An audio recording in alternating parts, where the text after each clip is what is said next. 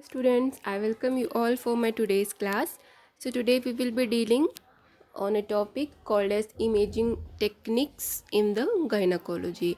So as we have already covered about the history taking examination point, and we have also gone through certain gynecological investigations. So imaging technique plays a very important part of in a diagnostic clinical diagnostic. Along with the after the clinical diagnosis, we need to take help of the imaging techniques like x-ray, ct scan, mri, usg, etc., which plays a very important role in the diagnosis of a diseases. So coming to the imaging techniques which are used in the gynecology.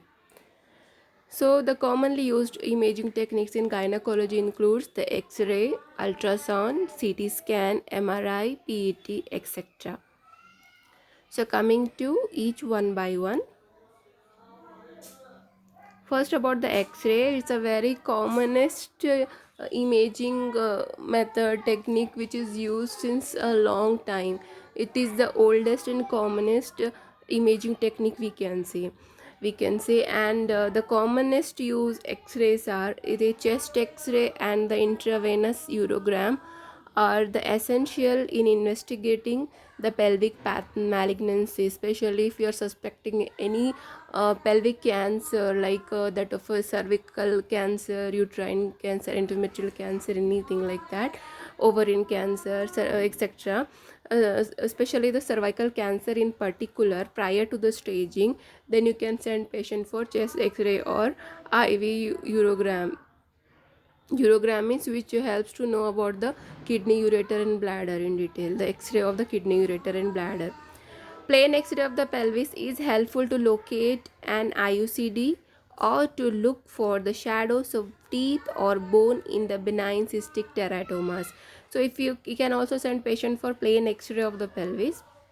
Why it is helpful is plain X-ray, with a plain X-ray we can locate the intrauterine contraceptive devices like copper T. So in copper T you can easily be seen in the X-ray, and you can also see in the solid structures like the tooth, like the teeth present, bone present in certain types of tumors which contains the teeth, bones, etc., like in cystic teratomas, etc.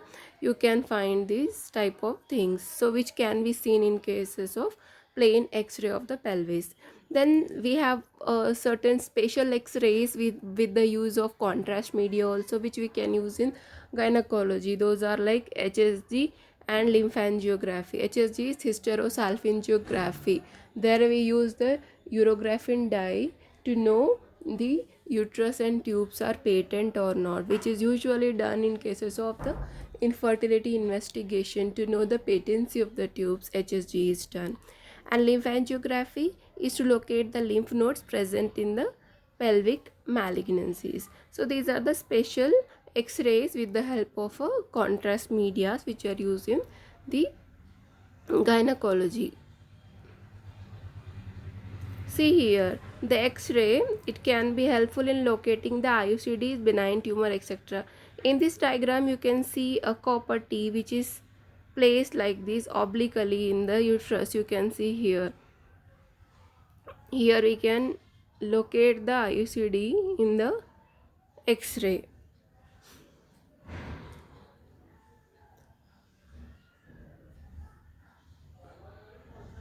Next, about the ultrasound, which is a very commonly used nowadays.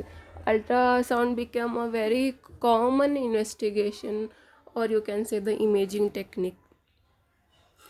So the coming to the ultrasound is a non-invasive imaging procedure that utilizes high frequency sound waves. Here we are using the high frequency sound waves.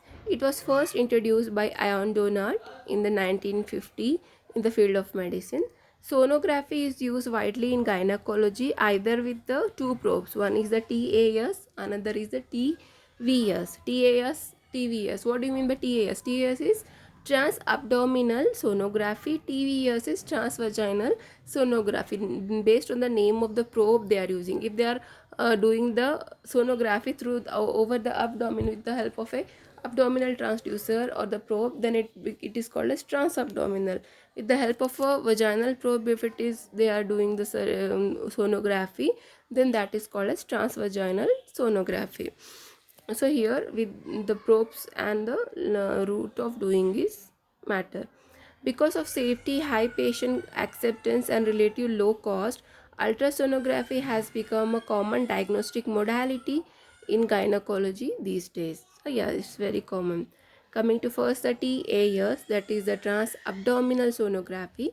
It is done with a linear or curvilinear array transducer operating at 2.5 to 3.5 megahertz.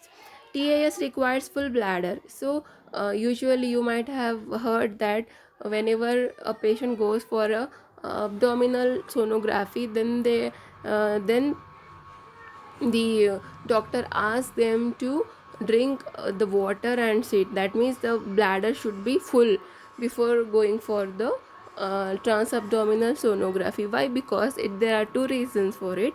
One is to displace the bowel out of the pelvis so that the pelvic field is completely clear, they can displace the bowel. And second one is the full bladder serves as an acoustic window for the high frequency sound waves, so it will become easy for the clear picture will get with the help of a full bladder. Okay, it helps in the passing of the high frequency sound waves. Ultrasound is very accurate, more than 90% in recognizing a pelvic mass, and cannot stabilize a tissue diagnosis. See here, ultrasound is accurate in recognizing any type of mass present in the pelvis like tumors, anything, growth, etc. But it cannot diagnose the tissue involved in that. Which tissue is that? That is not diagnosed by the ultrasound. Only the masses it can be diagnosed clearly in the ultrasound. Tissue resolution of less than 0.2 mm can be obtained with the sonography. TAS is best used for the larger masses like fibroid or ovarian tumor. Higher is the frequency of ultrasound wave, better is the image resolution, but lesser is the depth of tissue penetration. Next is about the TVS, that is the transvaginal sonography. So it is done with a probe which is placed close to the target organ, and otherwise you can say with the vaginal probe. The probe is inserted into the vagina, and so that the probe becomes nearer to the target, nearer to the pelvic organs. So it is there is no need of a full bladder in this case, and it also avoids the difficulty due to the obesity. Usually it is done in the obese patients, and if you want to know the correct picture or the early pregnancy, you can go for the TVS. TVS operates at a high frequency of 5 to 8 megahertz. Therefore, detailed evaluation of the pelvic organs within 10 centimeter of the field is possible with the TVS. But the drawbacks of TVS are mainly due to the narrow vagina, as in virgins, postmenopausal women, or post-radiation vaginal stenosis. So these are the drawbacks of TVS. Transvaginal color Doppler sonography (TVCDS) is also available, which provides additional information of the blood flow to, from, and within an organ, especially the uterus or the adnexate. This flow can be measured by analysis of the waveform using the pulsatility index. So Doppler means the information of the blood flow is also seen here. See here in this diagram you can see how the transvaginal sonography is done, how the transvaginal probe is placed inside the vagina and it is connected to a monitor. Transvaginal color Doppler sonography is for the information regarding the blood flow to, from, and within the uterus or the adnexate. So coming to the use of ultrasound in gynecology, this topic is very important. Many times they have asked in your exams. First is in the infertility workup. So for the infertility, first what is important is to know whether the ovulation is occurring or not. So for that there is one scan called as folliculometry scan or follicular study, which is very important. So what is that follicular study? Follicular study is nothing but it is a serial measurement of the ovarian follicular diameter and the endometrial thickness are done using the TVS scan. Mature follicle should measure between 18 and 20 mm in diameter.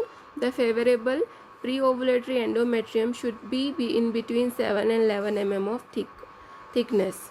So this is about the immature follicle. So serial measurement you have to do, like before the day of ovulation you can send patient like 4-5 days before, then on each alternate days they send patient for the scanning, and there they measure the size of a growing follicle. So if the follicle is growing, it means the chances of ovulation is there. Another thing is we can also find certain signs of ovulation in the USG, that is ultrasound can also provide presumptive evidence of ovulation. Which are those signs are: following ovulation there will be internal echoes appear with the ruptured follicle, and free fluid is observed in the pouch of Douglas. So these are the two things which we can find in the ultrasound, which indicates that the ovulation occurred. One is the internal echoes appears within the ruptured follicle. You will find the ruptured follicle with the internal echo, which is nothing but the Graafian follicle which is ruptured, and you can also find the free fluid in the POD or pouch of Douglas. So these two things indicates that the ovulation has occurred. And one more important point is to detect the correct timings of ovulation in cases of infertility by folliculometry in conjunction with the plasma estradiol. This helps in induction of ovulation, artificial insemination, and ovum retrieval in cases of IVF, in vitro fertilization. Sonographical guided oocyte retrieval in IVF and GIFT programs is now accepted as the best method. So in cases of, if you are thinking for the IVF, in vitro fertilization, there you need to know the timings of ovulation for the extraction of oocyte for IVF and GIFT etc. programs. Or if you are thinking for the induction of ovulation, artificial insemination etc., then also you should be knowing the correct timing of the ovulation, which can be done with the help of ultrasound.